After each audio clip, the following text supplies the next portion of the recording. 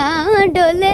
देखिए गर्मी के दिन है और काफी मेहनत करती हैं, यानी घंटों खड़ा होकर यहाँ से गाना रिकॉर्ड करके कहाँ कहाँ भेजती हैं आप गाना? अब जहाँ जहाँ से आवेला फ़ोन भैया के पास, तो जितना गाना गावाला जहाँ जहाँ से आवेला तहाँ तहाँ जरा। दिन भर में कितने गाना हो रहा है आजकल? अभी तुम छोट पानी में बच्चे आप जानी इसे दिन भर में 10-12 10-12 कितने यानी घंटा खड़ा होना पड़ रहा है? तो गाना गाई ना तो थक जानी, तो कहीं ना भैया से कि थक गुल बानी बाद में गाई, तो कहलन जाके रेस्ट कर ला। अब जितना मन उतना रेस्ट करी ना, और उसके बाद जब मन करला तबे गाई ना। देखिए कितना इतना छोटी लड़की है शिवानी सिंह और काफी मेहनत हो रहा है। कुलिया वाला तो झकास वाला वो गाना वायरल होता प्रमोद प्रेमी के, वो भी हो जाए एकदम।